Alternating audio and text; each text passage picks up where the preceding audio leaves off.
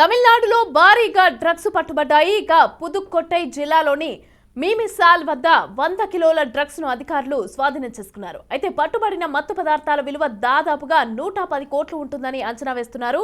అయితే శ్రీలంకకు తరలించేందుకు నిందితులు ప్లాన్ చేసినట్టుగా తెలుస్తోంది. మీమిసాల్ పంచాయతీ మ్యారేజ్ హాల్ ఎదురుగా ఉన్న రొయ్యల ఫారంలో భారీగా మత్తు పదార్థాల నిల్వ ఉన్నట్టుగా Trichy customs preventive commissionerate central intelligence విభాగానికి సమాచారం అందింది. వెంటనే అధికారులు అక్కడికి చేరుకొని తాళం పగలగొట్టి షెడ్లో సోదాలు చేయగా అందులో 48 బస్తాల్లో హషీష్ అలాగే గంజాయిని గుర్తించారు.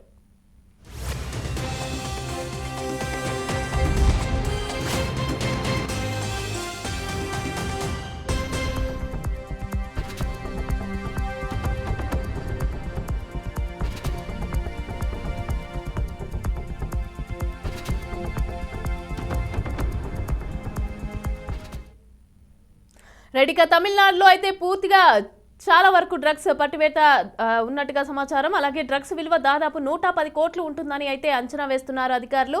అయితే మీమిసాల్ వద్ద డ్రగ్స్ సీజ్ చేసినట్టుగా అధికారులు అయితే చెప్పడం జరిగింది. అయితే దీనికి సంబంధించి పూర్తి డీటెయిల్స్ మా ప్రతినిధి మురళీకృష్ణ అందిస్తారు. మురళీకృష్ణ, చెప్పండి, అసలు ఎవరు దాచారు, ఏంటి, ఏమైనా డీటెయిల్స్ బయటకు వచ్చాయా? అధికారులు ఏం చెప్తున్నారు? అయితే మమతా, తమిళనాడులో ఇటీవల కాలంలో డ్రగ్స్ కి కేర్ ఆఫ్ అడ్రస్ గా నిలుస్తోందని చెప్పి ప్రతిపక్షాలు భారీ ఎత్తున ఆరోపిస్తున్నాయి. అందులో ఇవాళ ఒక్కసారిగా కూడా పుదుక్కోటై జిల్లాలో దొరికినటువంటి 100 కిలోల డ్రగ్స్ తీవ్ర కలకలం అయితే రేపుతుందని చెప్పుకోవచ్చు. వీటి విలువ దాదాపు 110 కోట్ల రూపాయలు ఉంటుందని చెప్పి అధికారులు అంచనా వేస్తున్నారు. సముద్ర మార్గంలో ఈ డ్రగ్స్ అంతా కూడా శ్రీలంకకు తరలించేందుకు దాచిపెట్టినట్టుగా కూడా పోలీసులు ఒక అనుమానాన్ని అయితే వ్యక్తపరుస్తున్నటువంటి పరిస్థితి ఉంది. ఇది ఇప్పటికే కేసు నమోదు చేసినటువంటి పోలీసు బృందాలంతా కూడా దీనిపైన విచారణ అయితే వేగవంతం చేశారు. పుదుక్కోటై జిల్లాలోని మిమిసాల్ వద్ద ఉన్నటువంటి ఆ ప్రాంతంలో దాదాపు 100 కిలోలకు పైగా డ్రగ్స్ ఉన్నాయనే సమాచారంతో అధికారులు అక్కడ సోదాలు నిర్వహించి వాటి నుంచి కూడా స్వాధీనం చేసుకోవడం జరిగింది. ఈ పట్టుబడినటువంటి మత్తు పదార్థాల విలువ 110 కోట్లకు పైగా ఉంటుందని కూడా ఒక అంచనా అయితే ఇప్పటికే అధికారులు వేస్తున్నారు.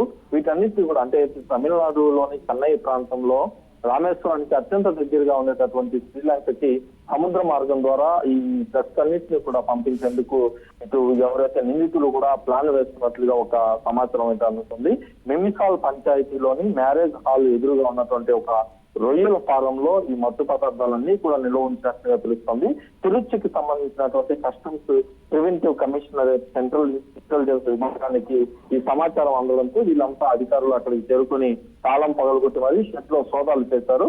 దాదాపు 48 బస్తాల్లో హషీష్ అదేవిధంగా గంజాయి ఈ రెండింటిని మత్తు పదార్థాలను కూడా గుర్తించినటువంటి అధికారులు వాటిని స్వాధీనం కూడా చేస్తున్నారు. అయితే ఇదే సందర్భంలో ప్రతిపక్షాలు అయితే ఇక్కడ భారీ ఎత్తున ఆరోపణలు చేస్తున్నాయి. తమిళనాడులో మాదక ద్రవ్యాల విక్రయాలకు ఏదైతే కట్టడికి సంబంధించి ప్రత్యేక చర్యలు కూడా తీసుకోవాలని చెప్పి గవర్నర్ ఆర్ఆర్ రవికి అన్నాడీఎంకేకి చెందినటువంటి ప్రధాన కార్యదర్శి పళనిస్వామి ఒక విజ్ఞప్తి కూడా చేసినటువంటి పరిస్థితి ఉంది. రాష్ట్రంలో చోటు చేసుకుంటున్నటువంటి పరిణామాలు, శాంతి భద్రతల వైఫల్యం, అదేవిధంగా గంజాయి మారక ద్రవ్యాలకు సంబంధించినటువంటి అంశం పైన ప్రత్యేక చర్యలు తీసుకోవాలంటూ అన్నాడీఎంకేకి సంబంధించినటువంటి నేతలంతా కూడా ఇటు గవర్నర్ ని కలిసి ఒక వినతి పత్రం కూడా అందజేశారు. రాష్ట్రంలో దాదాపు మాదక ద్రవ్యాలు, గంజాయి వంటి వాటి మత్తులో జరుగుతున్నటువంటి నేరాలు తదితర అంశాలను కూడా ఇటు గవర్నర్ కు వీళ్ళు వివరించారు. అంటే ఇటీవల కాలంలోనే వరుసగా కూడా అంటే గతించినటువంటి కొంత రోజుల క్రితం 20 లక్షల రూపాయలకి మేర గంజాయి అదేవిధంగా మారక ద్రవ్యాలను కూడా